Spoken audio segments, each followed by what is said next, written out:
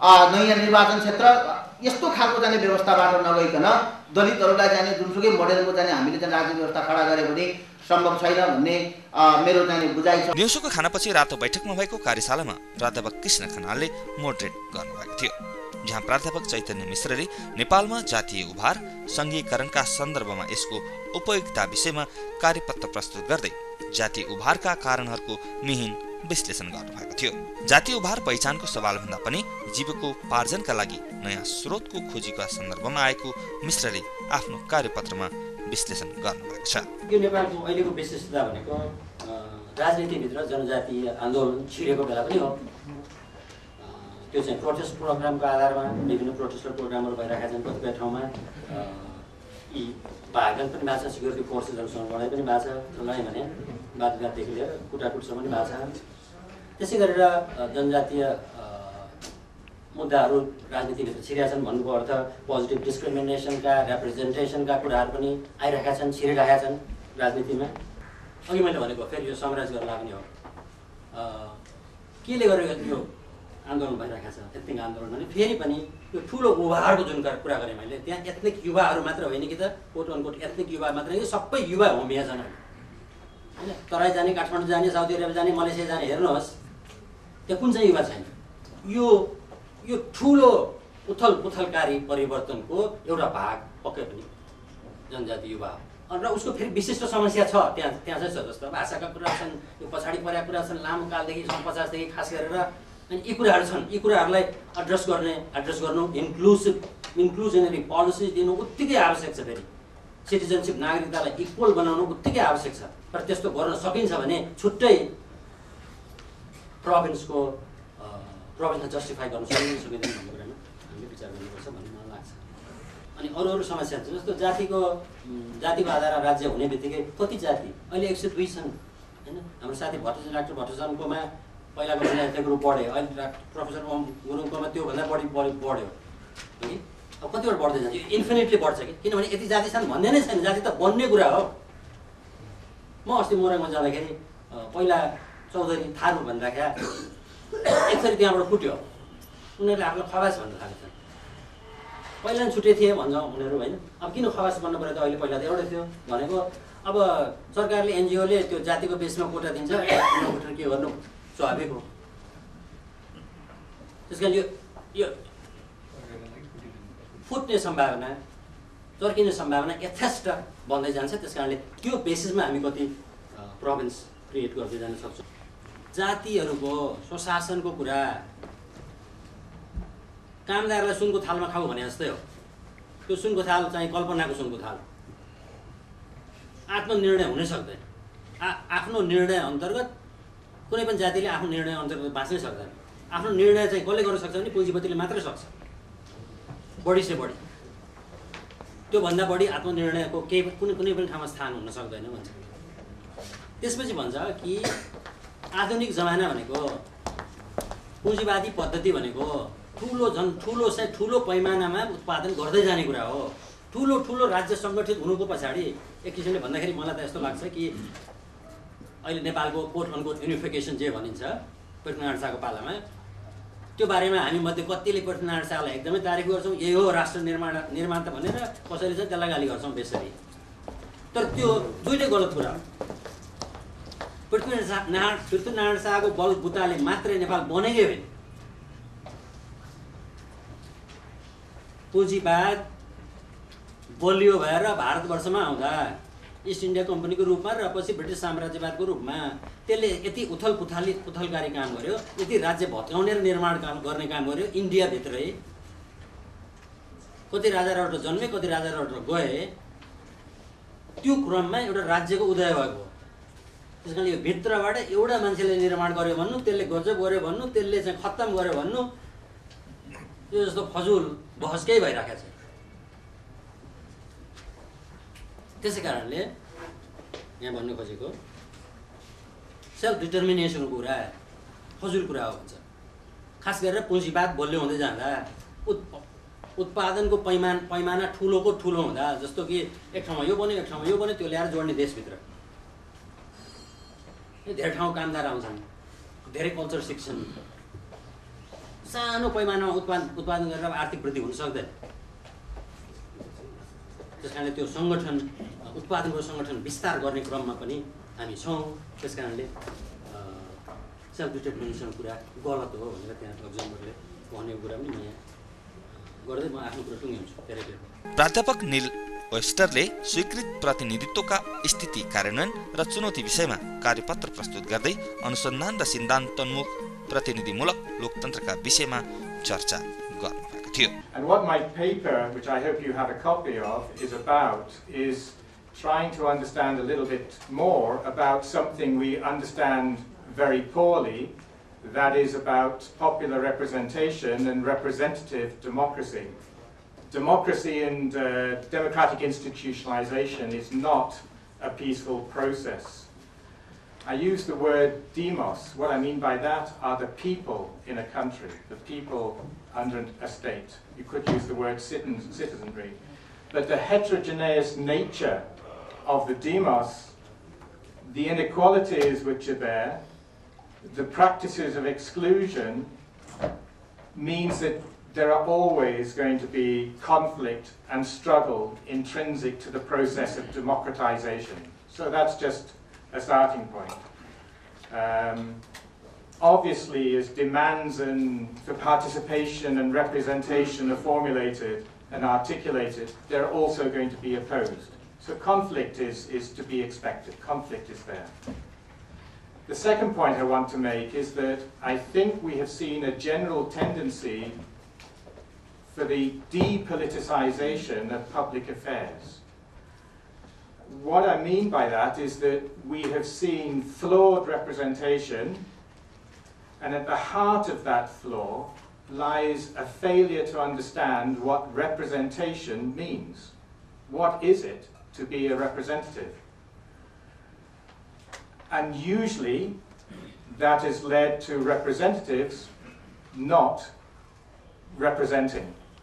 And that goes a little bit into my title, the difference between standing for and acting for. There is a major difference there. I will come into that in more depth. So I think what we're seeing, and I'm not talking just about Nepal here, I'm talking about a general situation which is, I think, pertinent to Nepal. I think that in the global south we see the growth of new democracies involving a process of pact-making and institution building among elites, and not with the demos.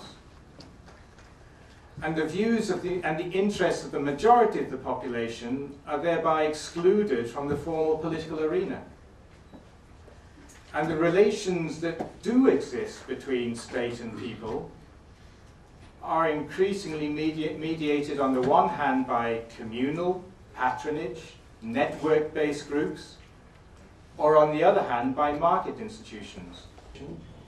What I have noted is that federalization, the federal debate, has focused very much on the relationship between the national state and the provincial state, and the provincial down to the citizen has been sadly neglected, which ironically could weaken the process of democracy here rather than strengthen it, I fear.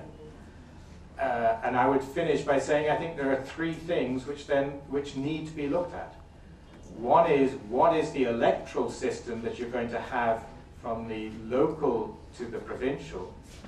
And that's crucial, because how far will somebody have to walk to meet an elected representative? And is that somebody they're going to directly elect or indirectly elect? There's a lot to look at the electoral structure. Secondly, the civil service. You have one of the lowest percentages of public sector employees in the world, per thousand of population, 1.38, I think. So how the provinces are going to work and how the new local government, some 900 it is rumored, are going to work is going to be a major issue. Because what is government about? It's about provision of services and it's about provision of security. And you have to think that is what ultimately whatever you're doing is about. The third is fiscal decentralization. And in the proposals that I have looked at, it's very interesting to see that all the expenditure and revenue assignments between the provincial and the proposed local government tend to say, well, they'll go both ways. It's not clearly stated. And we know that when it's not clearly stated, it will always go to the higher and not to the lower, which means that you may well end up with a federal state which is extremely weak in democratic terms, poorly resourced at the local level in democratic terms, poorly represented in terms of the relationship between the individual, the demos, and the state. And that may not be the solution which will take Nepal forward. Thank you.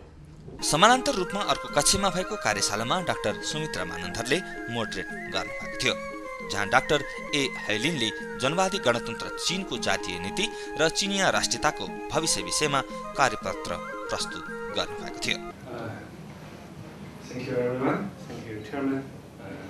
It's my great honor to be here, but unfortunately I would make an apology to all of you first, because I'm not a Nepal expert. I don't make research on your beautiful country, and I even don't speak your language. So if I say something not very polite or not very correct, please forgive me, because I'm not the people who work on this situation. We do have a very senior professor, but his physical condition has a little bit of problem. So I'm the replacement. So don't expect too much on the replacement. This is my topic, the PRC's ethnic policy and the future of the Chinese nation. Why I chose to pick up this topic is the only simple reason is I can't speak anything on the situation in Nepal. So I only can speak my country's case and how the experience and the lessons of China could be helpful for the new country building of the Nepal. I used a different sample to identify the different level of the autonomous region. We can see the big five. We use this. This means that for the provincial level, is the autonomous region, and based on the different ethnic groups.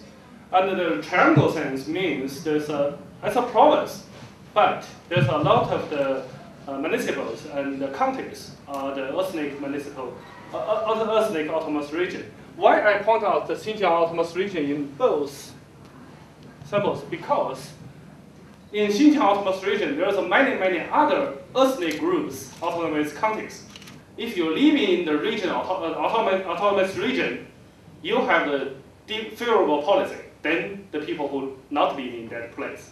But in practical process, usually there's a regional autonomy turn into the ethnic autonomy, because it's more convenient to provide something to the individual than provide the very complicated the whole picture to a certain region, and can save a lot of the jobs of the local authority. My question is that if we talk about the ethnic issue, we clearly we should know there's some contradiction between the different.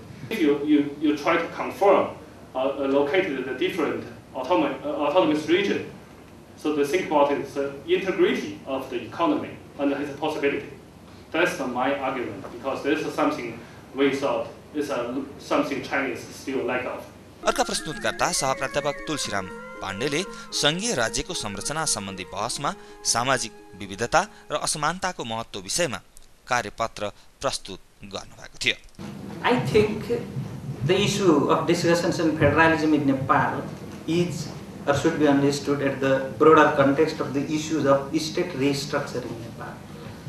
And if we toss this problem in that line, then maybe federalism is not the only issue of state restructuring. There are also a number of other issues, and the issues of federalism has to be placed in that particular position.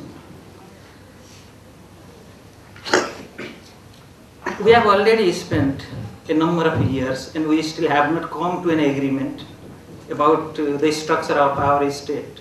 So we should begin our discussions from the basic point of why we have not been able to come to that type of agreements. And for this discussion, I think why the debate of state restructuring in Nepal has emerged